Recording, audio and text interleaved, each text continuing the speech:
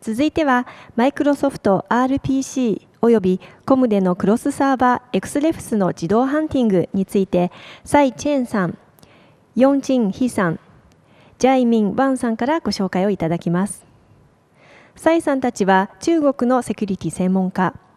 それぞれ侵入テスト、Web セキュリティ、Windows セキュリティを専門にしておられるようです。今回のテーマについて動画をいただいております。どうぞ皆様ご覧ください。Hello everyone, today let's talk about cross-server Xrefs in COM and MSRPC and how to find them automatically. And this is our biographies. About me, my name is Chen Sai. I'm interested in Windows security and I studied web security in college. I'm also the speaker of Power of Community 2018. Now I work for MIDL technology company.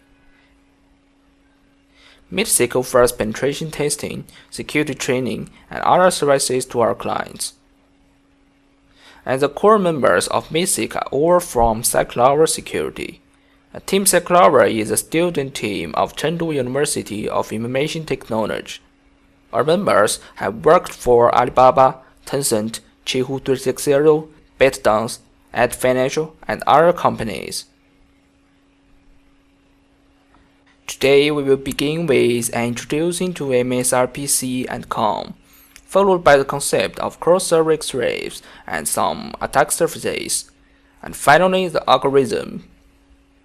About MSRPC, it's a kind of remote procedure code defined by Microsoft.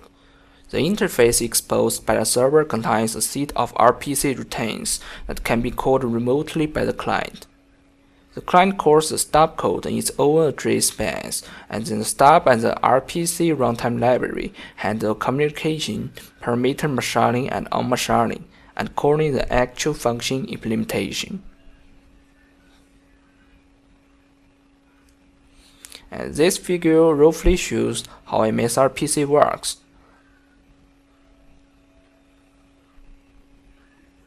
It is also easier for developers to embed MSRPC into their applications.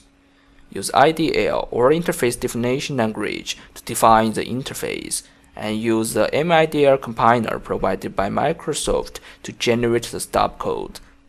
Application source code only needs to include stubs and compile to use MSRPC.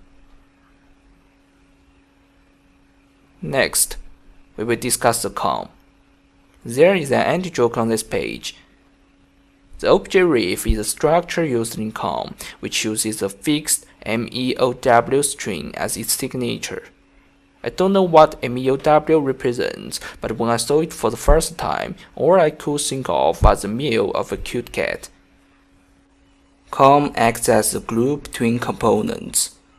Binary components developed in different languages interact through COM, and they follow the same binary interface defined by COM. As you can see, the memory layout of a COM object starts with a pointer to a vtable, and followed by some custom data. You may be familiar with this, which is very similar to the layout of C++ classes with virtual functions. The similarity makes C++ easy to develop COM components. The client does not interact directly with the COM object, but interacts with the interface and calls the interface methods.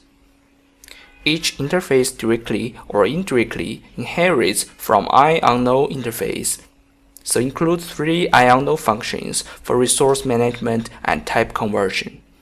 They are query interface, addref, and release. For an object, it may have limitations on concurrency and reentrancing. The apartment connects them. An object resides in an apartment. If a thread wants to access the object, it must comply with the apartment's rules. For example, the rules do not allow multiple threads to access the object at the same time. To use COM, the thread must enter an apartment, and if it is in a different apartment from the object, the thread code needs to access the object through a proxy. There are 3 apartment thread models: STA, MTA, and NTA. For single-threaded apartment, only one thread at a time is allowed to execute interface methods, so there is no need to handle thread synchronization manually. A process can contain more than one STA. With MTA, multiple threads can execute methods concurrently. There is only one MTA per process. The COM server can be in process, and its binary form is usually a DLL, while out-of-process components run in a separate process. Therefore, out-of-process components can have finer security configurations such as activation, access, and the user context in which the server process runs. After introducing RPC and COM, we will show an example of a logic bug that occurs in COM. This example is an arbitrary file reading vulnerability in the ActiveX installer service. This privileged service is a COM component, and one of its interface methods checks whether the user can open an ActiveX component specified by him and copy it to a directory that is allowed to be read by normal users by default. As shown in the figure above, the check logic is impersonating the user's identity and calling createFile API to obtain the file handle. If the handle is valid, the original identifier is restored and the file is copied. So there is a time of check to time of use bug. We can use the symbolic link switching technique introduced by James Forshaw, which uses normal user readable files to pass the check and then switches the target of the symbolic link to any privileged user readable file. The final file copy operation in this example uses the copyFile API. Therefore, we usually automatically search the core chain from the entry function to the copy file, and then manually reverse engineer to determine whether there is a bug. With a disassembler like Out-of-Proc, finding the core chain is easy. But sometimes, the actual operation is located in another server, and the server called by the client acts as a client of the other server, which is a cross-server Xrefs, since it crosses the boundary of multiple binary files. And by the way, in fact, it is not necessarily a file boundary or even a process boundary, but I cannot find a term that fits it. But whatever, the built-in cross-reference function of the disassembler is no longer valid, because we can only find the core chain to COM or RPC API. Cross-server Xrefs has these scenarios, and C for COM, R for RPC, so C2C, R2R, C2R, and R2C. I mentioned that crossing a server boundary does not necessarily cross the process boundary. In COM, I think the smaller unit is an apartment. A COM object holds an interface pointer to an object residing in a different apartment. Let us call it the outer object, and the contained object is the inner object. We discussed the cross-server scenario. Now let us discuss topics related to security. The server may wish to know the identity of the client token during the call. As shown in the figure, Command MSRPC provides the impersonation feature, which can temporarily convert the server thread token to the client, and then the thread can retrieve the information in its thread token or perform security checks as a client. Consider the identity passed in the cross-server call. In MSRPC, it seems natural that the intermediate server acting as a proxy projects the identity of the original client to the upstream server. Sometimes, an intermediate server that is not impersonated calls an upstream server that performs sensitive operations in impersonation context. And because the identity of the original client is not projected, a vulnerability may occur. And this is the bug class in MSRPC cross-server calls disclosed by James Forshaw. MSRPC allows developers to specify a security callback function, which is used to determine whether the client is allowed to call interface routines. By default, after the client passes the check, it will now check subsequent calls with the same token modified ID. This behavior is controlled by the RPC signal cache flag of the flags parameter. Therefore, the code logic of the security callback is worth checking. Some codes are vulnerable, such as checking whether the client PID and the PID of a trusted process that an attacker can call are equal. In this case, the attacker's second direct call to the final server will no longer be checked. If the interface routine performs sensitive operations, it is very dangerous. Back to impersonation. The phenomenon in COM may be a bit counterintuitive. By default, even if the thread calling the COM method has been impersonated, the identity projected to the upstream server is still the process identity. So when clocking is enabled, it seems more intuitive. For cross-apartment calls, if the clocking is not enabled, the inner object will obtain the different core context information from the outer object. Assume that the inner object does not use the free-threaded marshaller, so there must be a proxy. If the internal object wants to check whether the caller is a container process or retrieve other token information, it will obtain the process context of the outer object, not the original client, so a security bug may occur. Let's talk about clocking now. There are two types of clocking, static and dynamic. The main difference between them is whether the identity will be cached. To enable clocking, you can call the COM API COM initialized security, which is enabled process-wide, while COM set proxy blanket enables clocking on the specified proxy. If you don't use impersonation, the clocking is useless. Clocking is not enabled by default as mentioned before.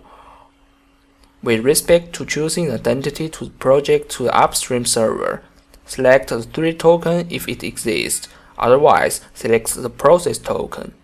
And this rule applies to both types of clocking. Client always calls the interface method on the proxy, so the identity bound to the proxy is presented to the server. For example, if the upstream server impersonates the client, it will switch to a token bound to the proxy. For static clocking, the proxy identity is cached. If clocking is set using COM initialized security, the first time a method is invoked on the proxy picks up the token and the identity does not change on subsequent calls. If you use COM set proxy blanket or core set blanket method of iServer security interface, the thread or process token is selected at this moment. For dynamic clocking, the token is selected during each calling. If we create the same instance twice in the same apartment and the interface pointer that should be released for the first time is not released, as shown above, then sometimes we will find that some COM classes return the same interface proxy. For this kind of COM class, in the cross-server call, it is assumed that the static clocking is enabled using COM initialized security, and that the outer objects always have external references. If method delegates the interface method to the inner object and forget to release the interface pointer at the end of the call, the identity of the interface proxy of the inner object will be cached at the first call, and the same proxy will be returned every time concrete instance is called. Therefore, subsequent call use the same identifier. And this means that if the attacker can induce the user call the interface method for the first time, he will be able to call the method as the same user in the future, and this is an identity fixation attack. It's annoying to manually find cross-server scenarios for happy life without automation. In this section, I will introduce how to search the RPC server and client interface routines, COM interface method, and COM clients so that we can trace the cross-server core chain. The algorithm we will introduce still have flaws, mainly because it is difficult to solve the analysis of COM client calls. So if anyone here has a better idea, I want to learn from you. And in addition, most of our ideas are based on static analysis. Searching for RPC interface routines, tools such as Find RPC have shown effective methods. And basically, we obtain the RPC server interface structure through brute force search, and then analyze other related structures to obtain an array of routine pointers and interface information. We may be interested in MIDL combination options. For example, we need to recombine the IDL code generated by RPC view or NT-object manager. The dispatch function in the dispatch table can provide us with some clues. For the fully interpreted mode, the OI option uses NDR server call, while Oicf uses NDR server call too. If the specified transfer syntax is NDR64, use NDR server call NDR64. For inline stop mode, use the OS switch to combine, and the interpreter info field of RPC server interface is a non-pointer. For a protocol switch, in addition to the DCE and NDR64 transfer syntax, you can also specify the OR parameter. Depending on the environment, the OR parameter will generate different stubs.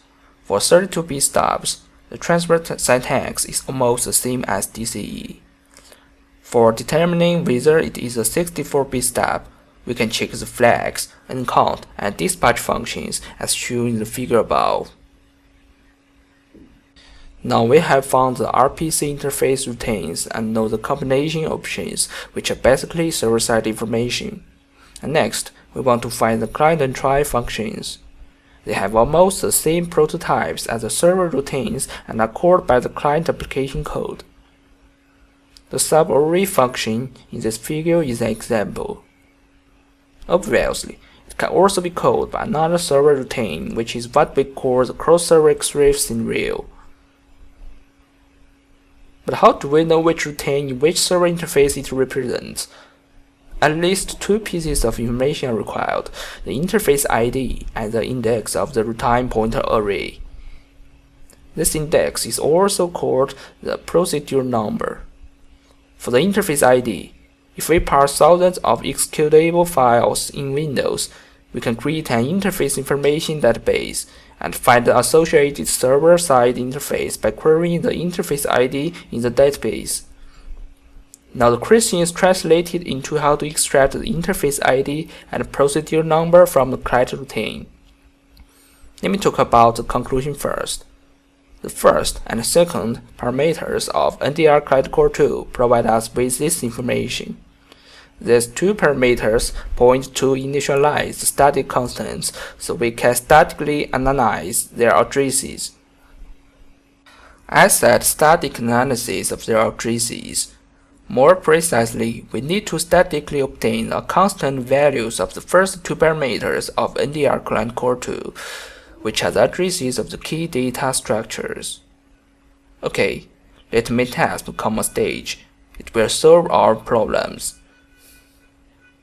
Metasm is a cross-architecture assembler, disassembler, compiler, linker, and debugger written in pure Ruby. It has a great feature, backtracking. To demonstrate the backtracking, suppose we want to know the value of the EAX register after executing the shellcode in this figure.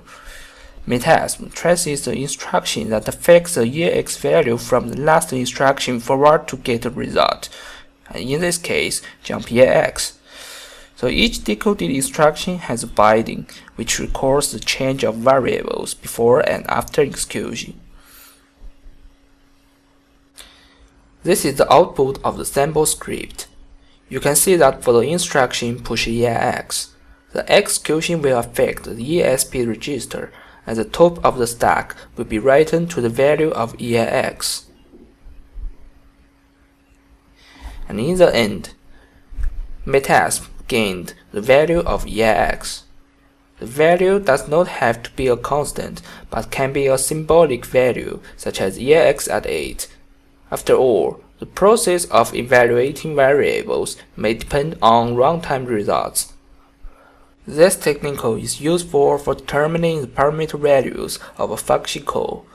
Therefore, backtracking first and second parameters of NDR client core 2 can obtain the addresses of stub descriptor and procedural format string, which is the cornerstone of analyzing the interface ID and procedural number.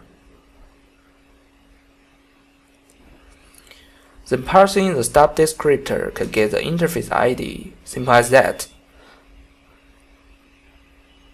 According to the combination options, finding the procedure number involves two cases. In all protocol and 64-bit environment, the client entry point is NDR client core 3. Its second argument is the procedure number, so backtrack it. In the other case, we need to parse the procedure format string. Format string are consumed by the NDR engine, and procedure format string describes routines, parameter types, RPC options, and other information, but we only want to know the procedure number. And this figure depicts the layout of format string and location of the procedure number. Once all the above is done, we should know which server-side routines the client routines map to. Backtracking is also useful to help search for instances of certain bug classes. We discussed the RPC security callback function earlier. The function pointer pointing to the function implementation is a fixed value after compilation, so we can find it and disassemble it. We can also know whether caching is enabled and information about registered interfaces. As you may remember, I mentioned that callback function that checks the PID of the client process may cause security bug. Through backtracking, automatic search for such vulnerabilities becomes feasible. Now, let's talk about the COM part.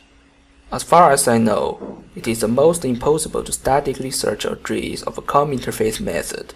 We usually need to create the object first. The first method is to hook NDR stub core 2 or 3, which is useful for standard marshaller.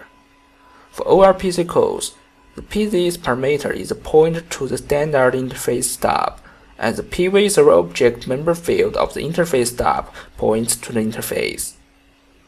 The second method is to use event tracing, and we focus on the method address and interface point fields in the server sync call start and server async call start events. James Forshall's method basically relies on public symbols to parse the OID and IP ID databases in the COM process to obtain interface pointers. And this method is implemented in OLEview.net, and we recommend using it.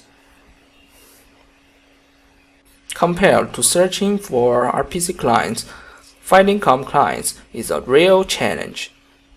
The most difficult problem is how to know where the interface methods are called. When the client calls the object activation API, like concrete instance, then you can use backtracking to easily find the COM class ID and interface ID, but the value of the interface pointer returned is determined at runtime and may point to heap memory. If you backtrack, you will only get a symbolic value such as ESP at 8 in brackets. In general, it is difficult to know when the interface pointer is accessed because all calls to methods are indirect. We have a solution that is not so powerful, and it is definitely a semi-finished ideal. Limiting the address space of the hypothetical method call to the same function as the activation API is naive, but is more efficient. When we find the call side to activation API, we search backwards for the indirect calls until the function returns. The backtracking vtable pointer. Here is Rx register and record the value of the dereferenced pointer. Then we backtrack interface pointer from the activation API and compare them. If they are the same, we find a potential call to the interface method. We can also do some auxiliary checks. For example, the first parameter of calling the COM method is an interface pointer, which can also be used for comparison. Note that in our example, we assume that control flow guard is disabled, so the code for indirect calls is clear. But this is not always the case. For example, almost all built-in servers of Windows 10 have CFG enabled. The theory is very boring, huh? And we all like tools. So I prepared a small toy, the TurboRex library. I spent several months developing it. Here are some of its features. Since I'm lazy and many functions are not perfect, I suggest you treat it as a proof of concept I'm talking about today. And by the way, it runs very slowly, so hope it won't make you wait until the universe big crunch. And you can get it from my GitHub repository. I know it's important to have a demo, but the session time is limited, and I want to allocate more time to the question and answer, so sorry for that. And thanks to these people, without their help, this research could not have been born. And thank you all for your patience. Thanks.